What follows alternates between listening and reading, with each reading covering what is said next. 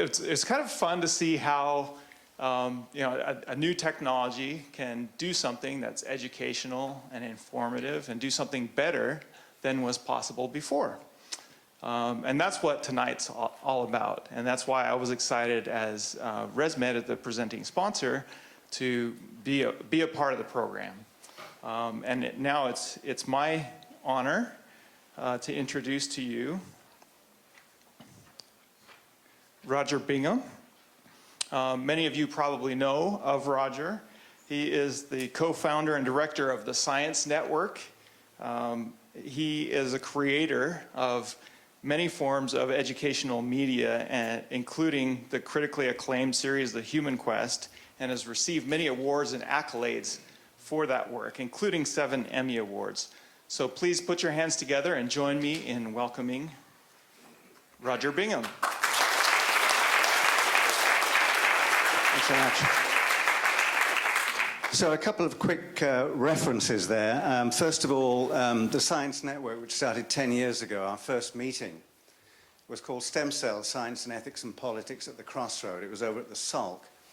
And it was a huge help for me to have Dwayne Roth working on it. So it's a great delight for me to be in any room that's named after Dwayne Roth. So that's one thing. Second thing, ResMed. It's worth a comment. About a couple of weeks ago, I had a friend coming into town.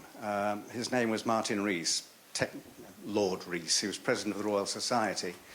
And I gathered a group of people together and we had lunch over at Bella Vista. And Peter Farrell came, who was, of course, founder and former CEO of ResMed. His son's now running it.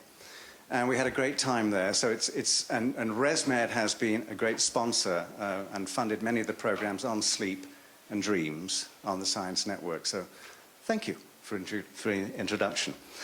Quick personal anecdote, if you don't mind.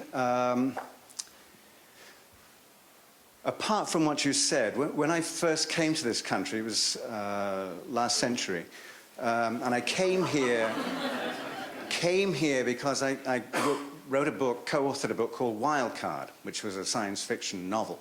It was set in Los Angeles, and set in the States.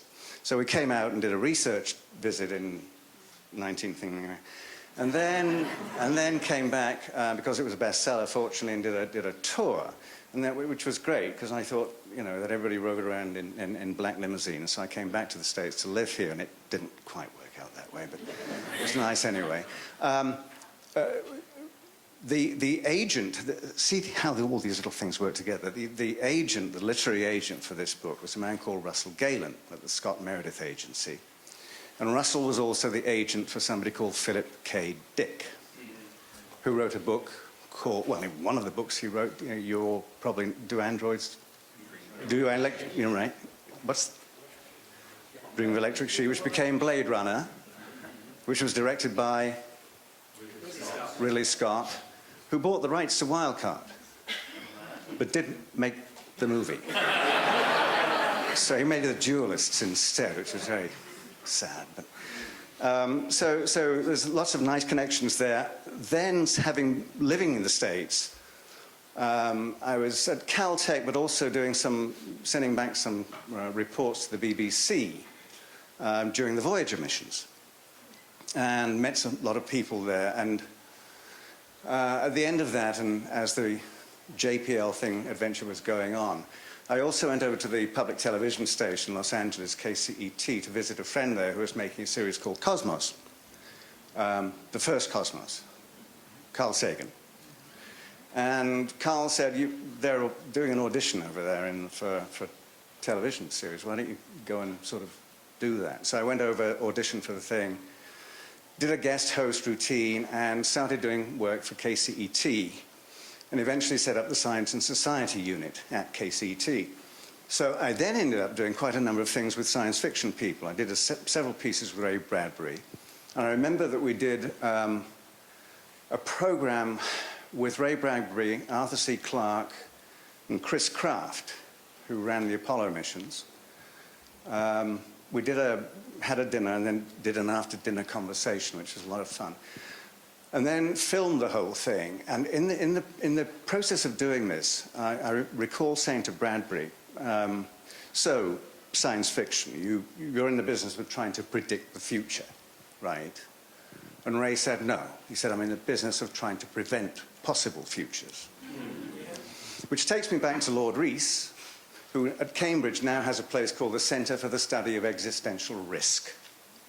So he's looking at science, looking at climate, looking at AI, looking at brain stuff and so on. And you know, it's a fairly doom-laden enterprise some of the time, but in conversations with him, we can have discussions about what are his biggest worries, but also what are the things he's most optimistic about as well. And I think that's one of the things we need to get into here, which is the downside and the upside, the utopias and the dystopias, and that's really science fiction.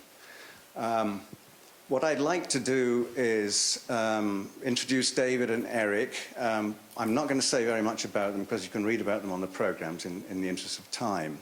They'll make a presentation, a brief presentation about how their work is relevant to the topic that we have. And then we'll start a conversation, and I will probably wander amongst you and thrust this thing in your face and see if you've got any questions. That word cloud was put together by Stacey Cremidas, who's sitting here in the front row, and who's been giving us our marching orders, along with Cindy McHugh from Connect. And I'm not quite sure how he put this together, but you can see what he thinks is important here, which is commercialization and neuroscience. And we're going to try and do every one of these words in the next hour. Well, not really. But there's one little word up there which I'm not even sure if I can see it from here. Let me have a look. It's under the two M's of commercial. And it says courage. And I wanted to point out that this is the centennial year of the birth of Jonas Salk. And as I walk into the Salk Institute each day, there's an inscription on the steps, which actually says, and I'm going to read it to make sure it's absolutely right, hope lies in dreams, in imagination, and in the courage of those who dare to make dreams into reality. So the courage is actually a big word here. And I'm looking to hear how courageous people's ideas are this evening. So let me start with David and Eric are going to come up front.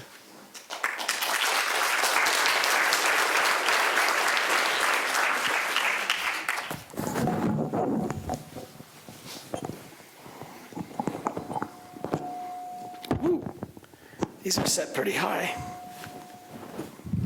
I'd better put it pretty low. Hello, all. David, yeah, there's a couple of things I should mention as well about them while we're adjusting the mics. When I mentioned the stuff about utopias and dystopias, David has a wonderful blog called Contrary Brin. Yes, well, that's where it was, I thought. Higher up. Well, all right. Are you buzzing? David has a wonderful blog that I recommend to you called Contrary Brin. And one of the things that he dealt with recently, which you will probably get to, is the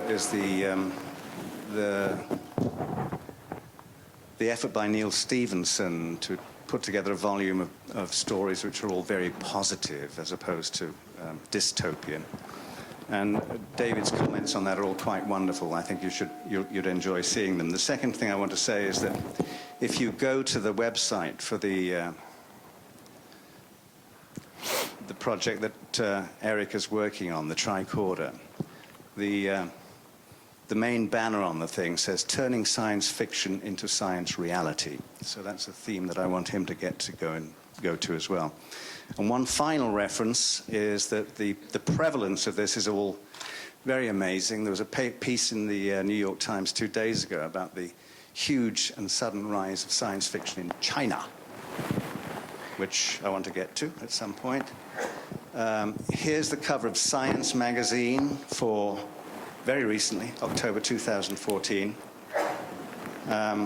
Researcher called Ishiguro.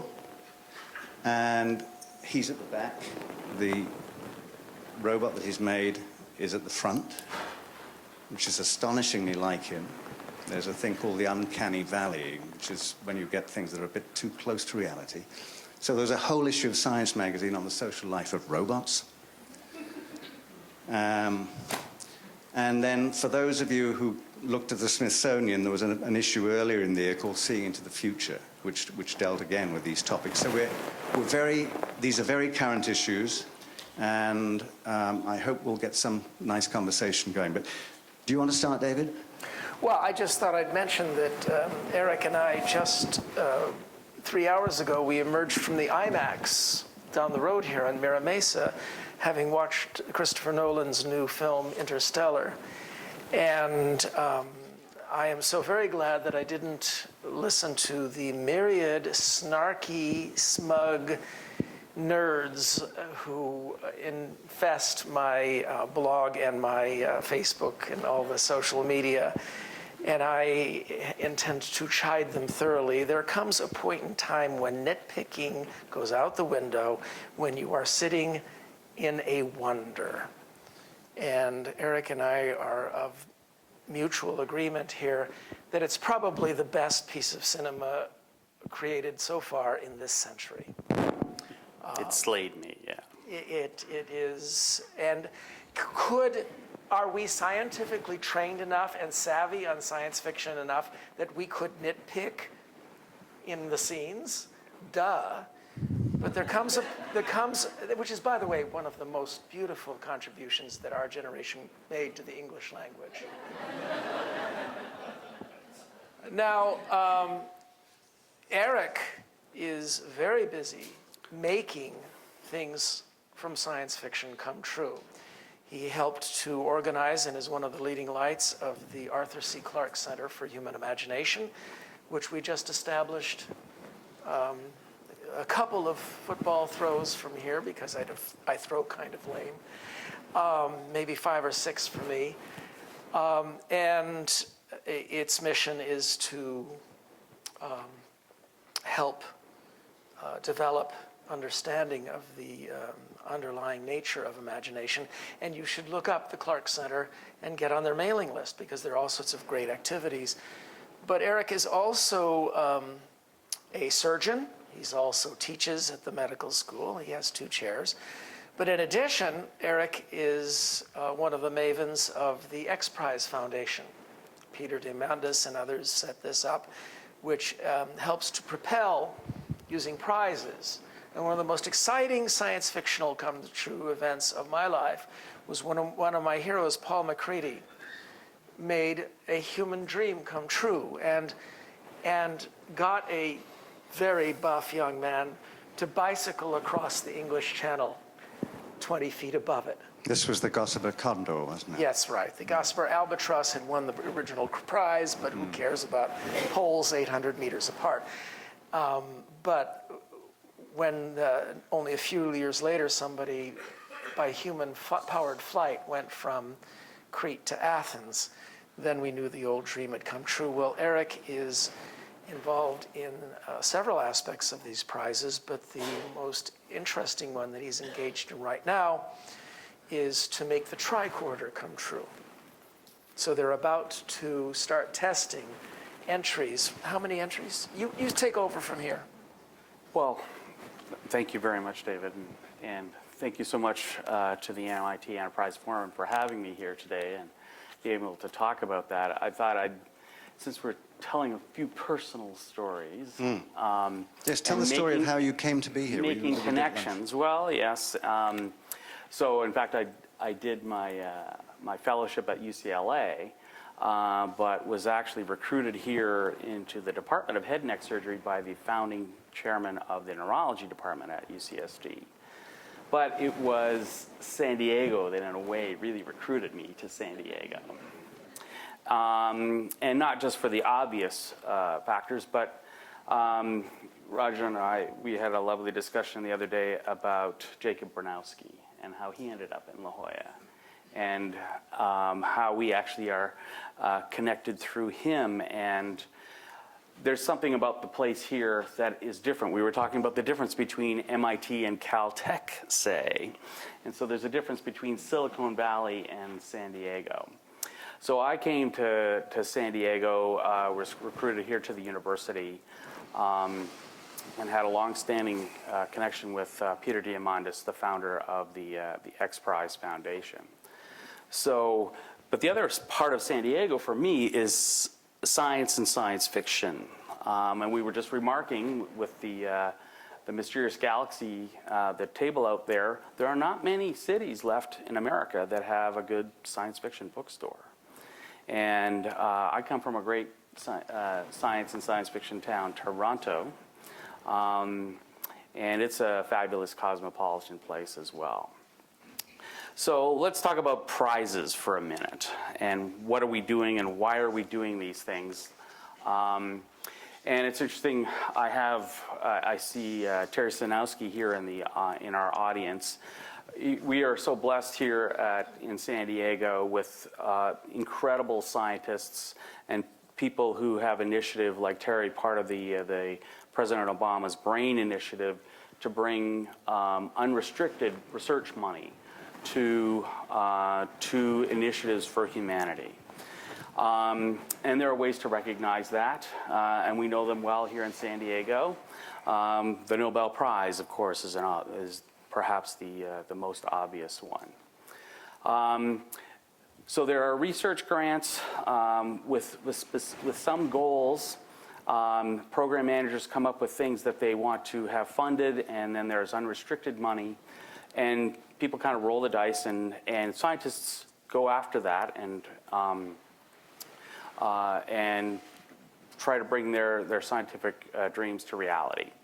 Another model, though, is the incentive prize. And the X Prize was modeled after a long history of prizes, including the Longitude Prize, which was initiated by the British government to enable ships to navigate without reference to the land, and ultimately led to the development of highly accurate clocks that would work at sea. And the X Prize was modeled after the Orteig Prize. Anybody know who won the Orteig Prize? Charles Lindbergh. Charles Lindbergh was trying to cross the Atlantic to win the Orteig Prize, which was a $25,000 prize put up by a hotelier in St. Louis. He figured if he started an aviation industry, he would bring rich Europeans across to America, and they would come to his hotels in St. Louis. And that is why it was named the Spirit of San Diego, where the plane was actually built. Right. And designed, which segues into, but we'll continue the story first. So the incentive prize model is to set an audacious goal. Which is why Solar Turbines is here, by the way. Yes. The Lindbergh thing. So, sorry, go on, Eric. So audacious goals are an interesting prize model, and we at X Prize think a lot about this and worry about what we call prizeability. People say, well, we should have a prize for curing Alzheimer's disease. Well, there is a prize for curing Alzheimer's disease. If you come up with a cure for Alzheimer's disease, you won't need our prize. All right. So where incentive prizes come in is where there's a gap between sort of basic science and basic science initiatives like our Human Brain Project, very obvious profit generating possibilities like inventions of technology and medicine, but then there's a place to put things that aren't obvious, and there's no good business model to create. And so the incentive prize is out there for people to reach for. And so a lot of ideas, riffing on our theme about going from science fiction to science reality, is what we think about when we do what we call visioneering. And I've been very lucky to be part of X Prize actually from its inception in the late 1990s. And we think about what are these goals? What are these goals? So the first X Prize, as you know, was won just 10 years ago for the first non-governmental space flight. So space flight accomplished by an entity that was not funded by a government. And the idea there was to bring the innovation of small groups to then lead to commercialization of space. Now we had the tragedy just 2 weeks ago. And at XPRIZE headquarters, we talked about this, and in the history of XPRIZE, we have always wondered what would happen when there was a fatality. And it's happened on our watch. The interesting thing in our discussion today was that day was a tragedy, but it was also a miracle. A miracle is that a man whose spacecraft broke up around him at 50,000 feet reached the ground and lived. Because the spacecraft broke up, he was able to release, and his parachute automatically deployed. In the history of high-speed aviation accidents, this is almost unprecedented. It's a miracle he is alive. And so it's an interesting question about what's going to happen with commercial spaceflight. Richard Branson is committed to, as long as there's no major redesign necessary of the spacecraft, that he will go on. And as far as we can see in these early days, that's the case. So we have all kinds of different incentive prizes. We have the $30 million Google Lunar X Prize, land a robot on the moon. We have the $2 million Wendy Schmidt Oil Cleanup Prize after the Deepwater Horizon, which increased oil cleanup capability 6-fold. We've had the Progressive Automotive X Prize, the one I really like. I recently got, and one of the things that, again, I love in California is we get access to early technology. Like William Gibson, the future's just not evenly distributed. We're a little ahead of the curve in San Diego and in California. I recently got an electric Fiat, and on the panel, it gives the fuel efficiency. And it said 116 mpg, miles per gallon, mpg-E. Equivalent. Because my car doesn't run on gas. I plug it in the wall at home. Still, it can beat lots of cars on the road. But the mpg-E formulation came from the Progressive Automotive X Prize, the $10 million Fuel Efficiency X Prize. And that formulation was created in combination with NHTSA, the National Highway Safety Association, to compare different fuel efficiencies. My car, now that I can buy, you can go down the street, 116 miles per gallon. And I was just talking to Eric earlier about how I'm really old. I was one of the, I did my PhD here at UCSD, but in comets, by the way, a few of you know why I'm crowing about that. Humanity just landed on a comet today. Yes. Proved my doctoral dissertation, too. But, Yeah.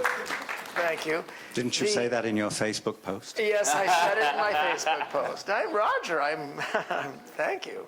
I'm flattered. And by the way, I want to thank the MIT Enterprise Forum, even though I did my undergraduate at the rival in Pasadena.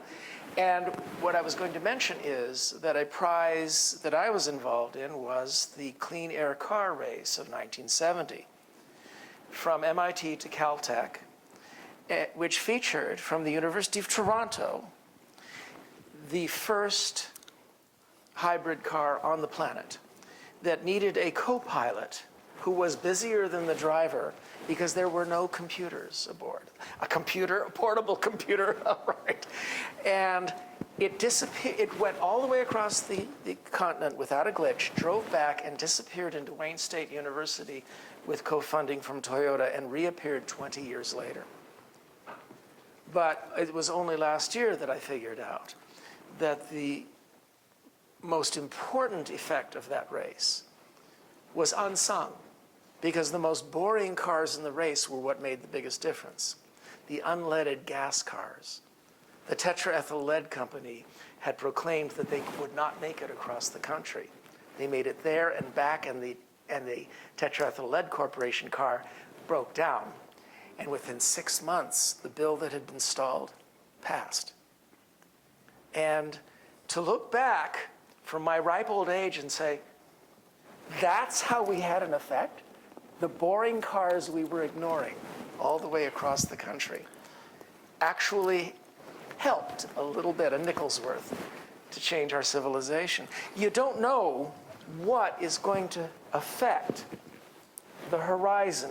And when we look at the horizons of possibilities, we're finding out that the dogmatists and doctrinaire people who want to give us particular political formulas have always been the enemy of the good.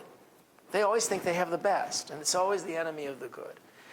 We now know that corporations and companies seeking competitive profit can see parts of the horizon if there's a 5 to 7 year ROI, return on investment. And if they can see the funding, and if they come from a culture of guts, and that's what we have here in California. The continent is tipped, and everything loose rolls down to us, and especially the lower left corner, which is why we funded the Clark Center here. Other areas have other areas of the horizon. And never let it be said that governments do not have a role on our exploration and our investment horizons. It's governments that make space telescopes. It's governments that allocate a certain fraction of our tax money to things that are completely speculative, but only under certain political conditions. They might fund the seed science that would lead to a tricorder. But they would never be caught dead offering a prize that would lure 5% because of the prize, but mostly because of the publicity rewards. All the participants that have spent far more than they're going to get in the prize, in the tricorder X Prize. And learning how these frontiers of the horizon, these patches of the horizon, get filled by a progressive and enlightenment, bold, confident enlightenment civilization should be one of our top priorities at this point in time. And it's one of the reasons why we're here today, because innovation, what does it take to propel innovation, especially in a true 21st century city such as San Diego? I'm sorry I interrupted. But let me follow up and ask that question. That is the premise that was on the poster correct? How science fiction leads to science, which leads to innovation, or if? I mean, what are some examples that you would think of? I suppose. I think that science Asimov, fiction is more of a robots. inevitable, slightly toxic, hallucinatory byproduct of being in a truly innovative culture. And I'm being unfair. Obviously, I have my tongue in my cheek when I say that, because it's not just a byproduct, it's also a stimulator of that very same culture. But it's reflective of the health of that culture, I believe. And I have some good news for you. I'm jumping the gun on this whole business of science fiction from China.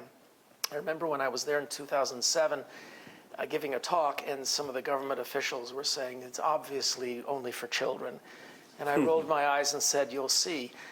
And this fall, maybe next month, Tor Books is bringing out the first volume of the Three-Body Problem trilogy by Liu Cixin, translated by the great Ken Liu. They have the same family name, which is like Athena from the brow of Zeus. It is not just the best science fiction ever to come out of Asia. I believe that it is the best science fiction to come out of Eurasia since Verne and Wells. So what it says here in this piece that was in the New York Times, is following on your point, and then perhaps you could comment. In addition to the usual high school and college-age fans of science fiction, China's aerospace and internet industries have embraced the books. Well, one can hope. This is the... Does that change their way of thinking? Well, look, what changes thinking is a vast multi-pronged approach. And one is Hollywood. And this is why China tries so hard to control the input of Hollywood films. This is why the Soviet Union did. Another is our example and the number one thing that proves that America is not as stupid as its politics or its cable news, and that is our universities. I mean, these are all proofs that we're not around the bend yet. And these change the world because the world sends their best and brightest to our universities. We skim off the top 10% and then send the rest home infected with our values. But science fiction is a very important part of this because it is about constantly being critical while maintaining, and this is where we get into Neal Stephenson and the hieroglyph and all of that, while maintaining the possibility that problems can be solved. Now, in order to have a pulse-pounding Jeopardy movie or novel, you have to put your heroes in dire jeopardy. That means somebody made a mistake or somebody did something bad. But that doesn't have to mean what so much modern, especially movie sci-fi does, and that is to relentlessly push the notion that no institutions can work, that your neighbors are all sheep. And for that, mea culpa, nostra culpa, there's a problem in science fiction. And Neal Stephenson, in different ways, we at the Clarke Center, my own fiction, we're trying to fight back with the notion that it is quite possible to make your readers or your audiences unable to put the book down, to feed the cat, to feed their kids. The nicest compliment you can ever give an author is, damn you, I almost lost my job because of you. You can do that without insulting a civilization that's been good to you. You want to have the CIA be villains in this particular story of yours? Great. Criticism is the only known antidote to error. But to portray the possibility of decent institutions, just so you can keep your hero in jeopardy. And you all know that you've seen a lot of movies like that. To portray all citizens as useless sheep, that's treason. And I give as one quick counter example, all the Spider-Man movies, they're very lowbrow. They're nothing like Christopher Nolan's work, but there's a tradition in the Spider-Man movies. He spends 90% of the time saving New Yorkers. There's always one scene in which New Yorkers save Spider-Man. Now that's sweet. Eric, maybe you take this one. This is a book of Neal Stephenson's essays, just so that I could bring this up with you. He talks about, he has a paper called Innovation Starvation, and says that science fiction has relevance, even utility, in two ways. One, the inspiration theory. Science fiction inspires people to choose science and engineering as careers. And secondly, the thing you've mentioned, the hieroglyph theory, in which good science fiction supplies a plausible, fully thought out picture of an alternate reality with some compelling innovation. Asimov's robots, Heinlein's rocket ships, William Gibson's cyberspace, Neuromancer, and so on and so forth. And then he quotes Jim Kakanias of Microsoft Research. Such icons serve as hieroglyphs, simple, recognizable symbols on whose significance everyone agrees. Makes the point that researchers and engineers have found themselves concentrating more and more narrowly focused topics, and then he goes on to develop the innovation starvation thing. So how does thinking with a science fiction mindset and thinking about these hieroglyphs, and what are the hieroglyphs of now that would overcome the innovation starvation? How do you do that? And you're involved in a project that's working on that, but could you speak to that? Well, sure. So, in fact, I'd like to talk about the two prizes. One is that we just completed this week, the Nokia Sensing X Challenge, which was for sensors for mobile platforms. And we just generously gave away over $1 million of Nokia's funding, and nicely we have my Nokia representative from the Nokia Cambridge Research Labs, Mark Bailey, with us today, our sponsor, and thank you so much for you and for Nokia for your support of our prizes. So we what was interesting to me was our winner this week, a team from Harvard, MIT, who had actually a lot of funding initially from NASA. And the NASA money was to create biosensors that would be small enough to carry into space. Right now, the typical medical lab technology is the size of a dishwasher or a refrigerator.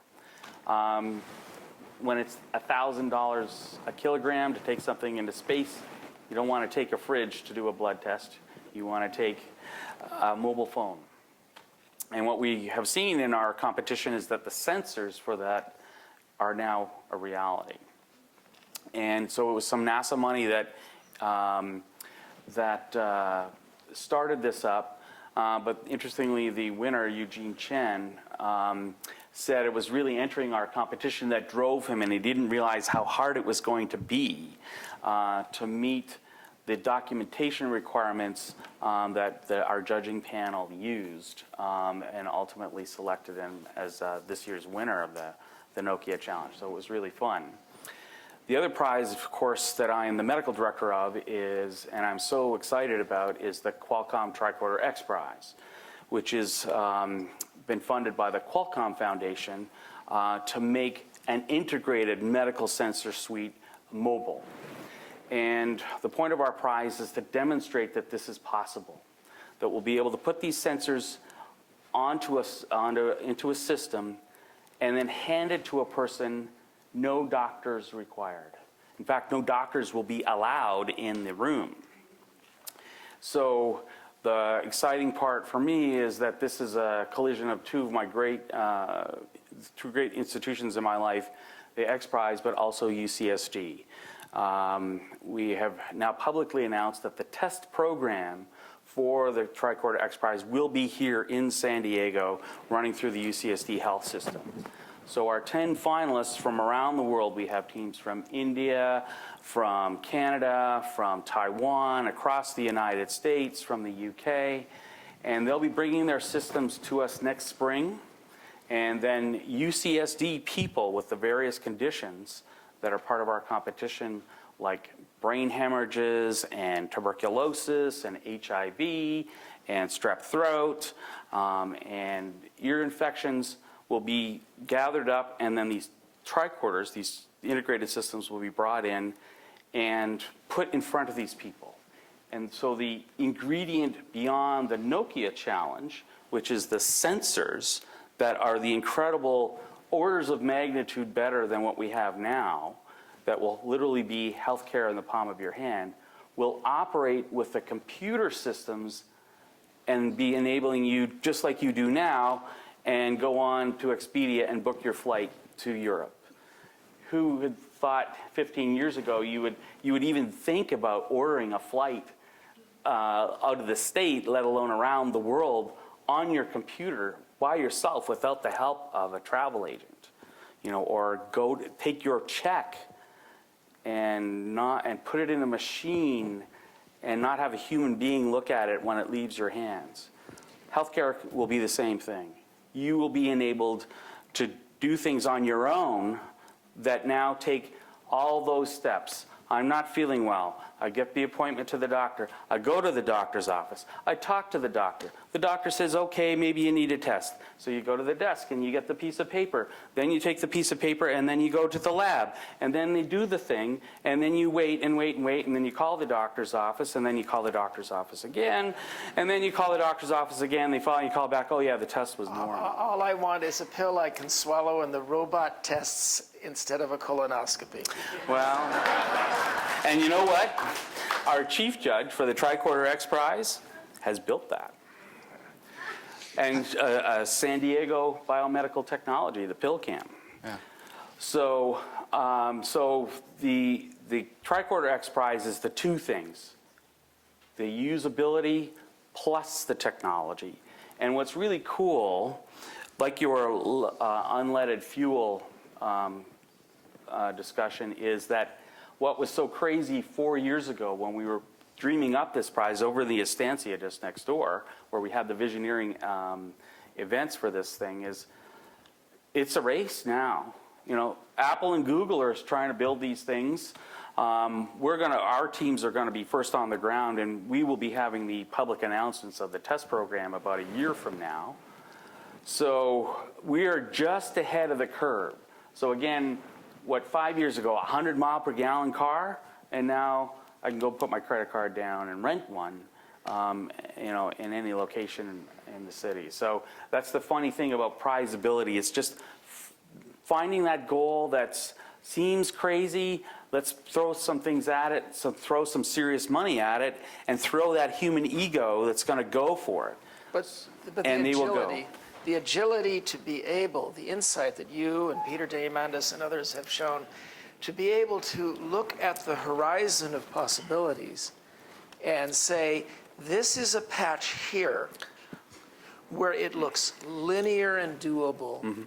It's underserved by the ambition of corporations, the ambition of Government governments. research. It doesn't fit the style of the long range of government. It doesn't fit the style of the long range of philanthropy. It doesn't fit the short range ROI of money. Yep. But we can take philanthropy and sometimes government money, Yep. and we can persuade them. This is something that fits your style. And that's what Peter Diamandis has been very good at, is wrestling up the money. Well, and bringing the government to us. How many of you, can I just ask you a question? How many of you actually work in companies that are in this area, in science and technology, innovation? All right, so did you happen to read science fiction first? Or you did? No. All right, so go ahead, Eric. Thanks. Sure. Well, and so the interesting thing about government, each of our X Prizes has had substantial government collaboration. The very first X Prize, there was no law about flying civilians into space because it had never happened. And the FAA, Lori Garber, the director of the FAA, latched onto this and said, this is important and we will help. And they did, and they wrote the laws and got the clearances and things done to enable And this is what happened in the barnstorming era of the 1920s. We are supposedly entering the equivalent today. Space is orders of magnitude harder than it was to throw together spit and baling wire little putt-putts, chitty-chitty airplanes. But in fact, governments subsidized the roads and the standards of gasoline and things like that made the automobile possible. Governments subsidized the airports and the rules of the road. Yep. There was even a famous meeting in which the head of the new FAA called together all the little airlines and said, I don't care how you arrange it, but 40 of you came in this room. I want 9 airlines leaving. And that was the foundation of a competitive but transcontinental airline. So these things can be synergistic, but this is not what we're being told. We're not being told by people who benefit from the industry of rage and anger and fear above all, but also that of dichotomy, to actually believe that today in the 21st century, 90% of our fellow citizens have been talked into believing that the most lobotomizing of all metaphors, the left-right so-called political axis, has any meaning whatsoever. And I mean whatsoever. If I were to challenge each of you on your life to write down what you think it means, I would win a bet that none of you overlapped with each other by more than a small degree. And yet we use this as a metaphor for our politics. We should abandon it, if for no other reason, because it's French. Je ne sais pas, c'est absolument fou. Look, I want to swing back to San Diego, because my father used to run a small chain of community newspapers, and he used to take us on trips from LA down through here, and this was before the 5 was made. Yes, there was a time before the 5. And we did our Flintstones car. It would hurt the bottoms of our bare feet. And we would come down 101, and we'd all crowd the windows to look out the window at the Sci-Fi building. Does anybody know what I'm talking about? No, this is long before the library. This is the General Atomic Building, which is circular, looked very science fictional, and passed right through where UCSD would wind up being about 2 or 3 years later. And the thing about this town is that there have been successive waves of individuals or small groups who have proved that this mix of government, ambitious individuals, rascals, Junipero Serra transformed this area. It was transformed by the United States Navy. It was transformed by aeronautics, Ryan Aviation. It was transformed by Jonas Salk. It was transformed by Qualcomm, by biotech, and by the maquiladoras, which are now paying off and creating a sister city where we had only looked across the border in fear before. The questions is what will be next in this town, which so well symbolizes the forward-looking part of America, the part of America that refuses to be frightened, that refuses to be scared about the future. That says this is where we're going to continue to go. I want to, in the 1890s, a fellow by the name of The Closing of the American Frontier, Frederick Jackson Turner, he wrote a book about the closing of the American frontier, and people were terrified because he made a very strong case that the frontier had, all right, let's put aside the genocide, the American frontier had had a profound psychological effect upon the people who came. That it meant that if you were, and it even had the effect on black people, those who were like Django, they didn't go north, they went west, even before the Civil War. There was always the sense that I can remake myself. I can try again. Nobody, if I'm sick of being told what to do, if I'm sick, and which meant that the people who had the power to tell you what to do, this was the big complaint against the Scots-Irish before the American Revolution, was they're running away. We try to tell them what to do, and they run away, and they form farms in the Appalachians. And the fear was that when the American frontier closed down, so would the American personality. That we would become another people obsessed with pyramidal social structures, like in 99% of all human cultures, in which the well-off, the rich, lorded over those below. And the priests explain why it's a good thing, why this guy's sons will own your sons and daughters. But instead, we formed this diamond-shaped miracle in which an empowered, confident middle class outnumbers the poor and is unafraid of the rich. And Turner said, well, if you go logically, that's what had to happen. We would have to shut down. We would become silly people like the Europeans. Only then, he said something that was very smart. He said, it's possible that these mental habits are so ingrained in us that we'll simply find other frontiers. And within 10 years after his book came out, Americans were flying through the sky. And that is the essential heart of science fiction that much of science fiction has betrayed.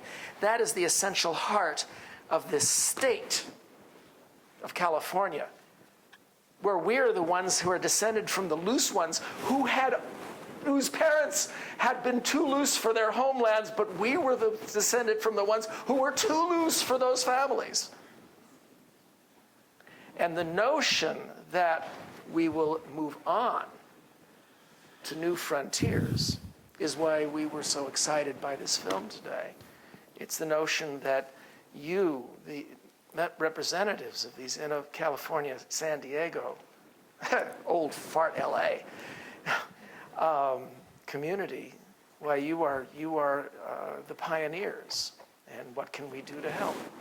We mentioned at a meeting that I was speaking at a couple of weeks ago with CEOs of Connect and Biocom and the Chamber of Commerce. I mentioned that in the run-up to this recent election, one of the candidates had described this as a military town, and that I'd said that I thought not. I thought it was a science town, a research town, a genomics town, a brain town, a global neuronexus. There's such a huge amount going on. It's all happening in such a short period of time. But to bring it back to practicalities after your wonderful oration there, which was very sweet, I looked back at this, a piece in the UT some time ago, after Forbes magazine had come out saying that San Diego was the nation's startup haven, despite the high cost of housing and doing business. And there were 10 people who were asked about this, economists and chief executives, and almost everybody said, yes, it is, except the comment here interests me, and I'm just curious to know from you folks what you think about it. This was actually Chris Van Gorder at Scripps Health, who said no. He said startups aren't overly concerned about the cost of living. If that were the case, Silicon Valley wouldn't be the epicenter of innovation. San Diego has almost every ingredient vital to startups, but he's said there's one thing missing. What keeps San Diego from being a startup haven is the dearth of venture capital firms. VC investment doesn't often travel far from the source. So I hate to bring this back down to earth. Do anybody here want to comment on that? Do you think that that's a... Well, let me first say that realistic thing? I have patents that I've never done anything with because I'm a lazy SOB and I have too many ways to be creative. And one of the aspects of this is that I have not found a lazy man's way to simply hand it off. But that's more 90% my fault. But had I been living in Silicon Valley or LA, where there are plethora of such angel firms, things might have been different. But that's just my personal whining story that I'm just a lazy bum. I have too many things that I'm doing. Eric, as a non-lazy bum, what? Oh, he's busy. Well, I have a variety of startup efforts going on, technology. I've done a number of patents, and that's right. And we have a small pharmacologic therapeutics company that we just closed our second tranche of our initial seed round on. We're doing some work on antiviral therapies and anti-allergy. So it's interesting, having been here through the last 10 years, even at UCSD, and UCSD's tech transfer is an interesting problem from a raising funds point of view. And I know the director of the tech transfer office was my original licensing officer from my first patent from UCSD. So it's a funny place to be with a public institution. And in fact, what we don't see, because we don't have a Stanford so highly visible, we have UC, but we have so many things right here on the Mesa that are private, including the Scripps institutions. And the Sanford Burnham and the other research institutes that we have here. Those are good places, and I think the most resounding example I see of this is my friend Peter co-founding Human Longevity Incorporated with Craig Venter and Bob Hariri. And they're hosting the Exponential Medicine Conference right now down at the Dell, because this is the place to be. Craig The built number his of institute. the number of these conferences is spectacular. Right now, they are closing down about 200 meters from here at the Estancia, a big conference on trillion sensors, on MEMS, on these new micro. The guy was saying in one of his talks, he was saying, how many would we ship if we put one in every diaper? And in fact, that's exactly where you would want one. you want to have a diagnostic set, very, very cheap, non-reusable. So I think- But you, Roger, you were asking. So you're talking about VCs, and I think ironically, it's the Sand Hill Road, it's the personal touch. So-and-so knows so-and-so at the Starbucks. And it seems like, and this has become my experience, and why I enjoy this town, is that I know people now, and I can call up people, and I'll call on another X-Prize person, a colleague of mine, Al Kellner in the audience, who has served as serving one of my judges in the Tricorder X-Prize. And I know people, and that's why I'm going to stay here and continue to develop my projects, because not only is there the talent scientifically, the institutions to carry out medical research, but again, the Rolodex, the local Rolodex is still important. As I say, you can go to the Starbucks and meet someone. Yeah, So I but think that nidus is appearing here. But that raises a very interesting point, and that is that there's nested processes in Silicon Valley by which angels connect with people who are not as well Rolodexed as you. And lots of nested evaluation processes that, of course, drive people crazy. And it may be, there are advantages to living in a much less formally set up town here, because in Silicon Valley, of course, the angel investors and the VCs, you know, the South African mafia at Sequoia and all that, they just about ride on carpets, or better, palanquins, by people who are seeking funding, and you don't see that sort of thing here. I don't know if we addressed where you wanted us to go. No, let me Roger. ask a couple of, I mean, Jeff, Helen, do you want to? So my question is, you talked about VCs, but what if you even talked about private equity investment banks? Go to the next level of funding. Isn't that going to ruin you? I mean, now we're business people. We ruin people like you. No, but I mean, but think about that may be psychologically why I've just never, I have a perfectly working demo, and I've never even shopped it around. But where can that marriage come in? Do you want to, can it be the Doritos New Year's Eve Tricorder Super Bowl? Could you talk to that? Well, there's product placement, of course. We're talking about sublime to the ridiculous. I saw the latest Transformers movie, and it is just about the opposite of this thing. But it had more product placement in it than I could have believed possible. They crash to earth, smash a Coors Light truck, and the guy holds up Coors Light and drinks it. We live in a town. Do not expect wonderful things to happen without face palms, without, you know, face plants. That's our civilization. You know, civilization only started getting better when all of its elements were charged up, and allowing, you know, some of the Doritos style. I'm involved in the search for extraterrestrial intelligence, and we're having a meeting at the AAAS in February, debate on this issue.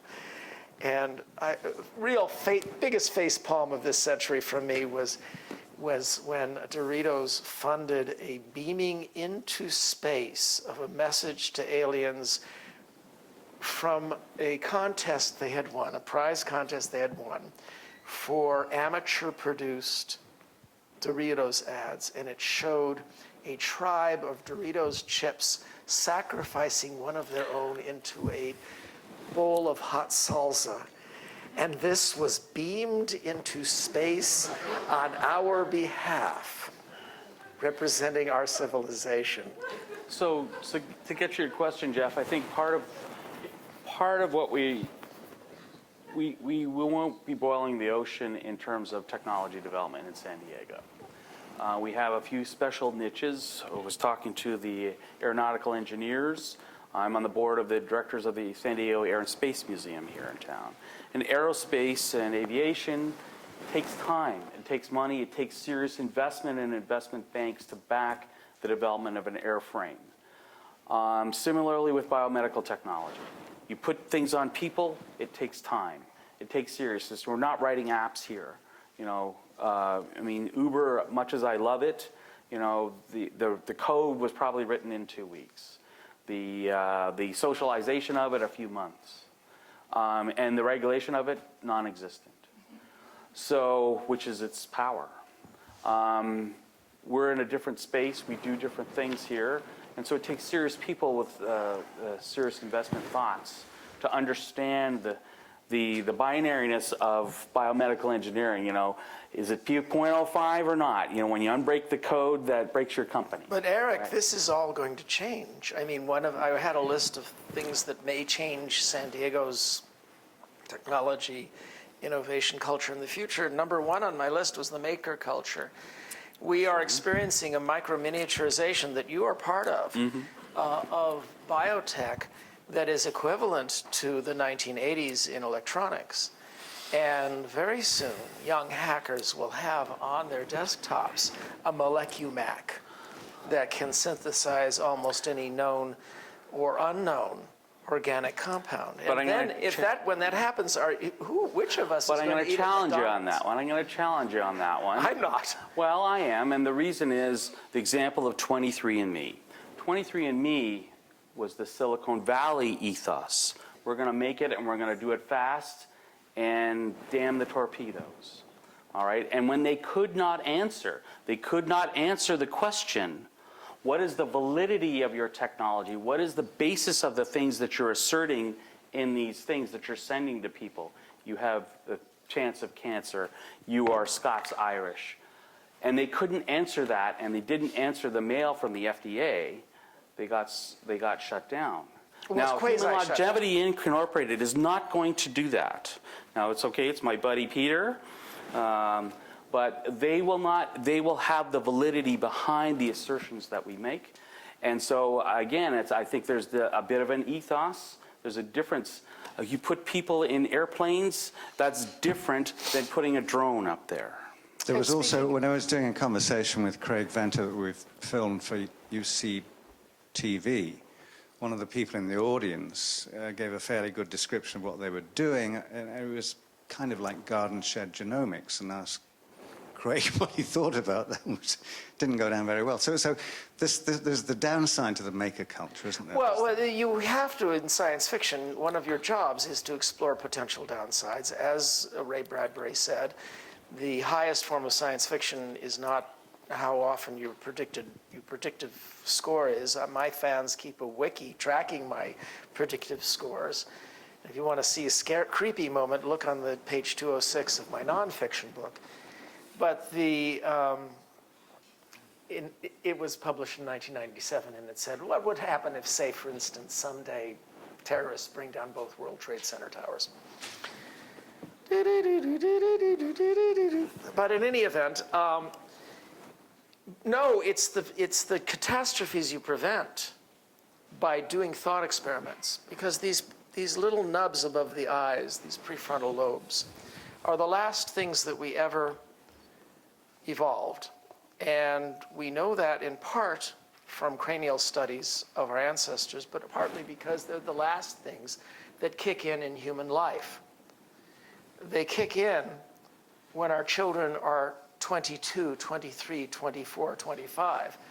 And I just explained teenagers. And I have children who are 18 and 20 and 22. Please kick in, please kick in. Actually, they're great.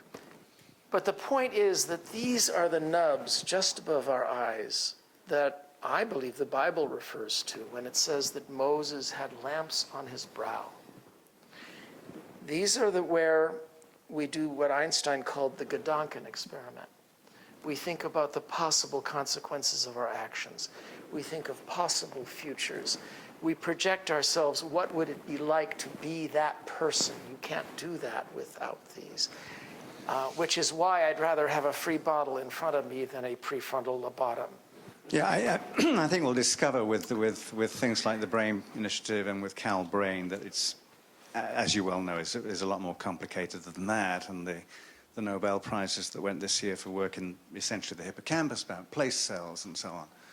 That's all very complicated stuff. The reason, for example, that London cabbies learned the knowledge, did any of you see that New York Times piece on the knowledge? Yes, The yes. black cab drivers? Yeah. I actually did that in the television series back in last century. Last millennium. When it was really very interesting to actually follow a cab driver through this entire test, and then he comes in and goes past this sign that says the knowledge of London, sits down in front of an examiner, and the examiner says, as they said in there, Mr. Smith, Kensington Palace to Victoria Station, and he just has to recite this whole thing, knowing all these 25,000 points. That's not, and people then say to me, well, so isn't a GPS going to work just as well, or an Uber? And the answer is actually no. There are differences, and that's stuff that will become clearer as we know more about the brain. One of the X Prizes, for example, that I presented on with Peter, with a group from the Temple Dynamics of Learning Center here, was in fact to try and do an X Prize for education. Mm-hmm. What kind of device or what kind of technology can you use to build better learners? That was awfully difficult because it came down to the metrics. You can say, well, the thing took off, it went to 30,000 feet, it landed. Yep. Took off, went 30,000 feet, landed. Perfect. But how do you measure whether somebody's become a better learner? How do you build better learners? And So this these brings things are- up the whole issue of artificial intelligence, which is, the ghost in the room for the next 40 years. Will some of the people we know who are transcendentalists, cyber transcendentalists, who believe that in this thing called the singularity that was coined here in this town by Werner Vinge, our colleague here, is it possible that we will be engendering these new advanced intelligences? And if so, will it become a Hollywood scenario? Because Hollywood will, of course, interpret this in the cheapest thrill, disaster possible. But what it takes to be intelligent, of the 6 different types of general types of research that could result in artificial intelligence, many are bearing fruit now. But one that's getting the least attention is the only one that actually ever created intelligence. And that is, you take a largely tabula rasa, blank slate, but potentially intelligent mind, and put it in a helpless body so that it experiences a good 12, 15 years of physical interaction with the universe, including love.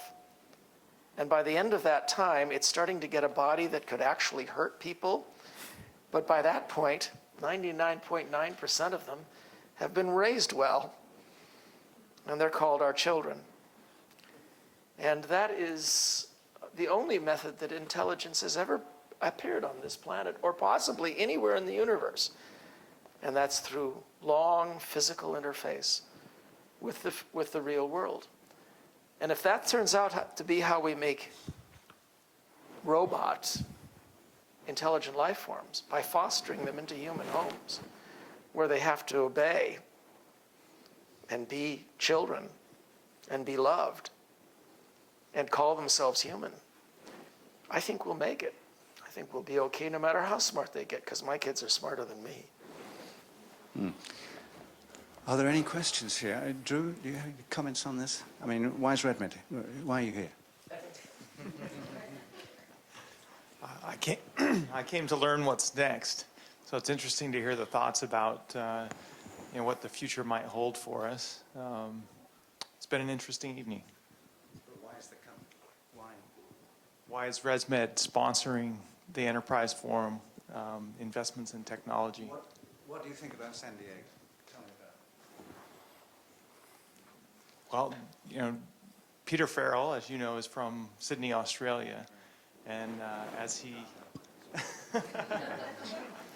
Well, so Drew, I guess he could have picked anywhere in the world, right? Drew, do you really speak Samoan? I do.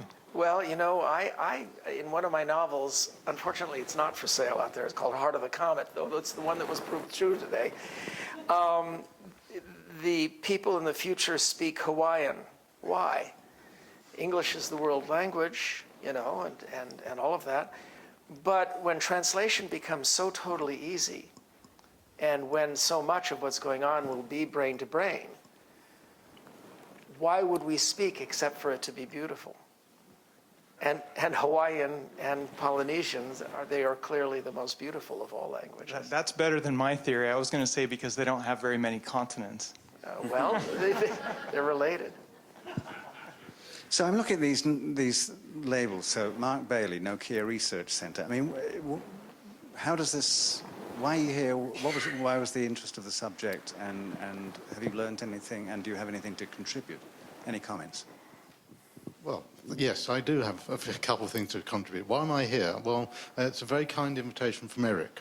I am a tourist here. I'm from, as David said, the silly continent of hierarchy people.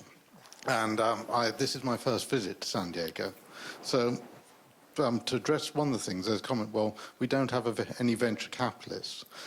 You've got to remember that's a matter of geographic point of view. From our silly continent, this is all very close. It's only 2 hours up the road to Los Angeles or to the Bay Area. And you are getting that cross-pollination. When we think, how can we actually match this? We think about how can we match the West Coast. And so the fact the financiers are not here is actually an advantage because it gives you thinking time. It gives you space before you have to go and speak to the business people. But the business people you can get to very easily. So that's great. Then the other thing I wanted to say is that I grew up reading science fiction, and growing up reading science fiction got me into doing science, and getting science fiction to work got me into industry. And there's one word I would really put up there is a sense of wonder. You actually need to get the science fiction to create people to think new ways. And if you can do that by dreaming on your beautiful beaches in San Diego, guys, you are in just the best place. I'm very envious.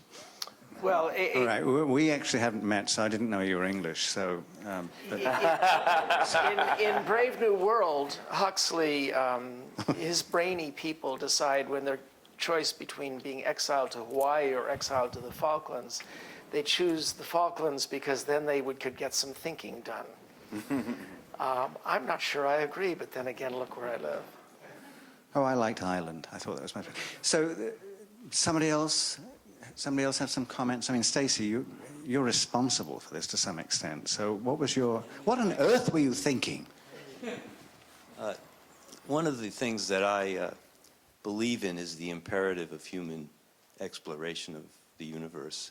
And David and I had a conversation at lunch once about the importance of the brain in traveling to space and how the brain is going to react to long-distance travel and the importance of developments in neuroscience.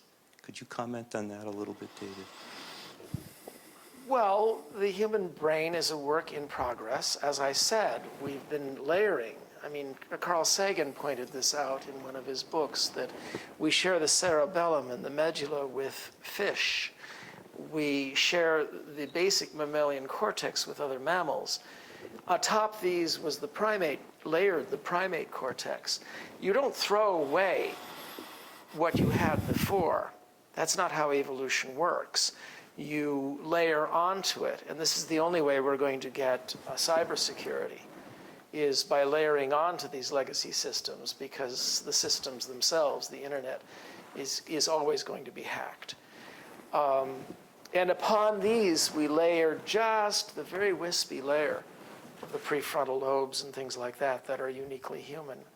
And in my novels about what we might do in the future, they're the near-term novels like Existence and Earth, and then the more far-out ones, Dolphins in Space. Well, the whole notion that we might alter the brains of other creatures, dolphins, chimpanzees, others, has been toyed with before by Pierre Boulez in Planet of the Apes, by H.G. Wells, and others, but always with the notion this is a bad idea. And so they portray it being done badly, with cruel intent to make slaves. And what was interesting to me was, what if we did it with the best of intent? Openly, finding most of the mistakes. Don't you think we'd still make mistakes? Don't you think there'd still be pain? On our way to something perhaps wonderful, an expansion of what we are. But this notion of expanding what we are is otherness. I forgot to ask you to put your phones on stun. So yes, you have a question. Yeah, David, I appreciate your historical summary of San Diego leading to your brilliant optimism for our future. And the fly in the ointment seemed to be the question about venture capital, and you asked for a comment. So I would think the people who look at Los Angeles, who look at the Bay Area or other areas and say there's no venture capital here in San Diego are similar to the people who look at Los Angeles or New York and say there's no culture in San Diego, and yet they've never gone to and never supported the San Diego Opera, don't go to the La Jolla Playhouse, or don't join the Cinema Society of San Diego. So on the venture capitalist side, I would say those same people don't look at Tech Coast Angels and don't come to San Diego Venture Group. I think the problem for venture capital is global, where used to be you could get 10 times return in 2 years, now you get 2 times return in 10 years. And I think it's across the board. I love your optimism for San Diego, and I think we have the amazing mix of communications, biotech, all the technologies. We'll have our own little singularity here. What do you think? Yeah, well, I think Eric is more qualified to talk about this. I just want to mention that I think the microbiome revolution, which is partly engaged in by a lot of the friends of some of the people who live right up here on the hill with Cal IT2, with Larry Smarr and all of that. I think this is spectacular. I think within 3 years, there are going to be things we're all going to be taking. And that's incredibly rapid when it comes to biology. And the reason is because correlation of microbiome to health is going to happen extremely rapidly. I predict within 6 months there will be major papers on this. They're already starting. Eric?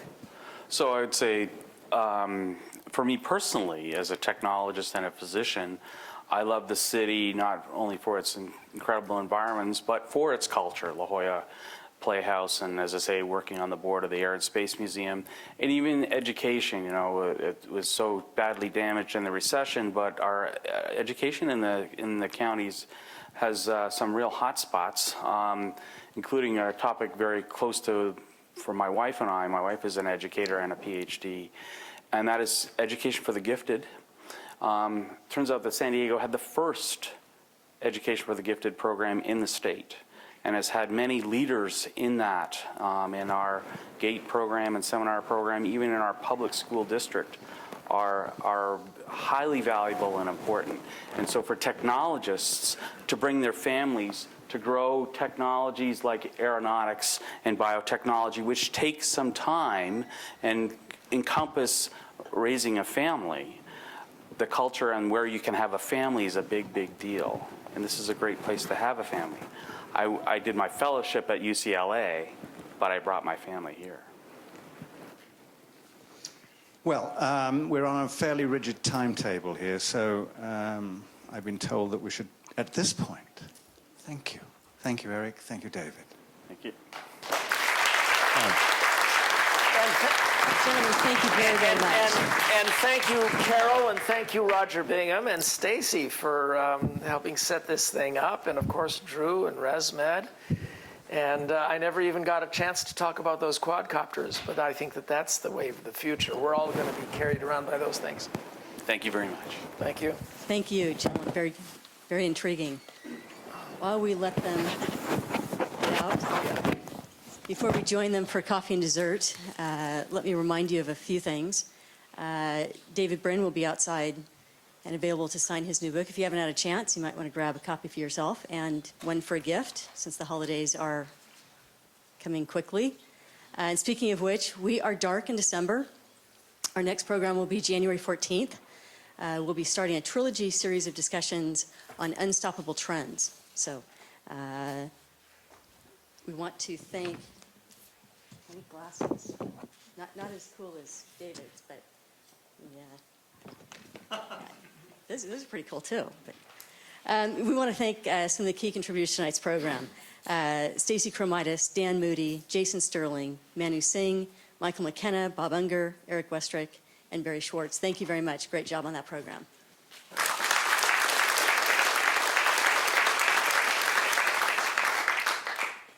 We have a program committee meeting coming up next Monday. We encourage you to join us for that, where we'll be planning out that trilogy series of events. It'll be at the Connect offices on Monday at 5:15. And then also for members, please watch your email for an invite to a second happy hour that we're doing on November 20th. We're going to be watching 2 MIT-related events on human augmentation, and so it should be another interesting program. We'll be at National University for that. And then lastly, you'll be getting a survey on tonight's program, and we ask that you please take a moment to fill out that survey. It really does help us to improve upon our programs. And with that, thank you again for coming. We'll see you back here in January. Good night. Could I just, before you go, just leave you with a thought on these lines? It's something from Lewis Thomas. I like to use it at meetings. The capacity to blunder slightly is the real marvel of DNA. Without this special attribute, we would still be anaerobic bacteria. And there would be no music. Good night.